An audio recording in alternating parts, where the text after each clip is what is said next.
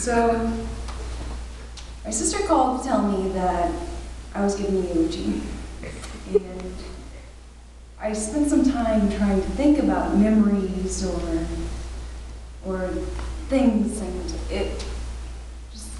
nothing was coming to me, and I finally realized why. That my grandpa was not a set of memories, but it was who he was to me. And I couldn't think of specific ideas because it was only emotions coming to me.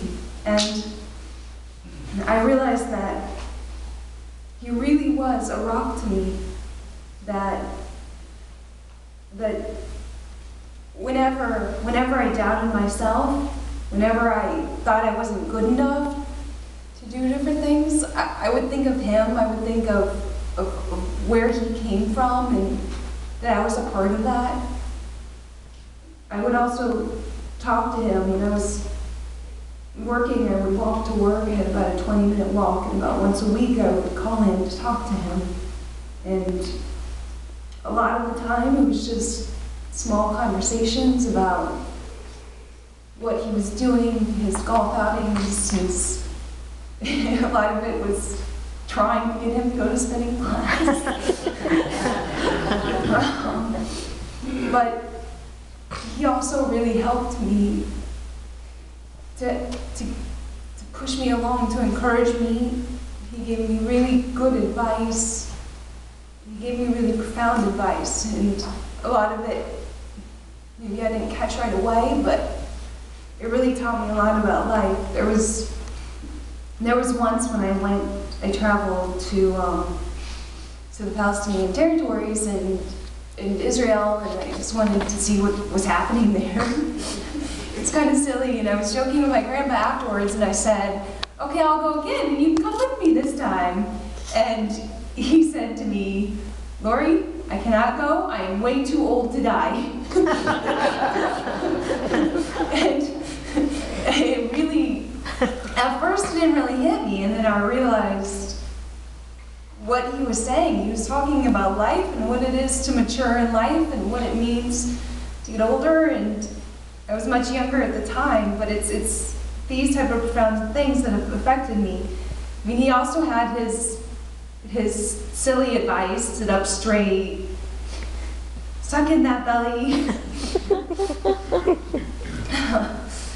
And he also was really fun too sometimes.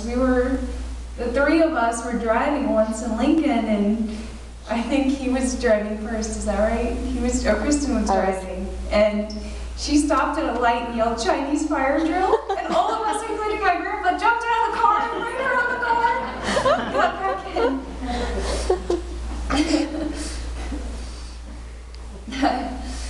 I also asked Jenny for some stories that she could remember about Poppee, and Poppee had no sons. Poppee had no grandsons until Janet thankfully provided him with one. But until then, I guess he was trying to convert Jenny into the grandson. He never took to fishing, despite his trying. Thankfully, I don't know if Alex liked it, but Alex did okay. He smiled for the pictures, at least.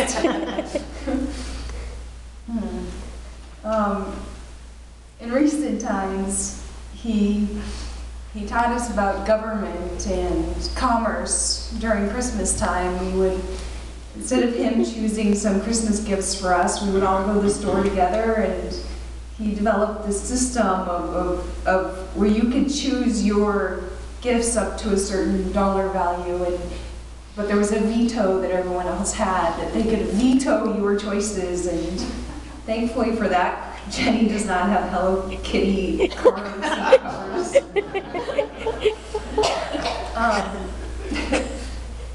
Yeah, and so none of us, we don't know about Alex for sure, he's in another country, but none of the three of us have children. Alex couldn't come back, we don't know exactly why.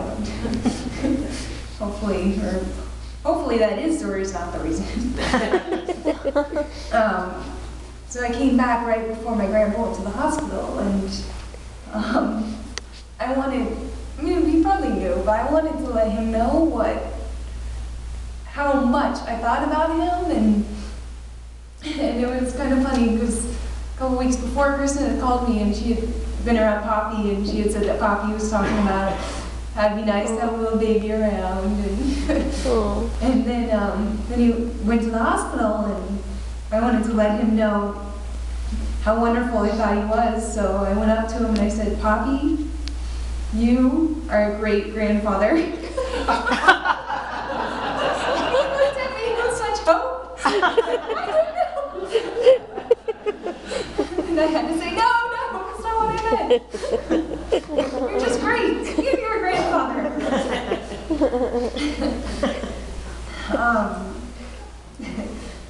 And I just want to thank my mom, who's an amazing mom, my aunt, who's an amazing aunt, my sister, who's an amazing sister, and my other sister.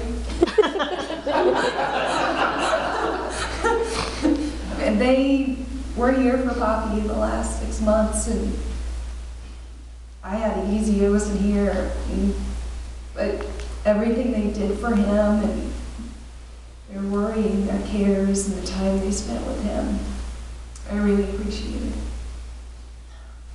Okay, Kristen, you come up here.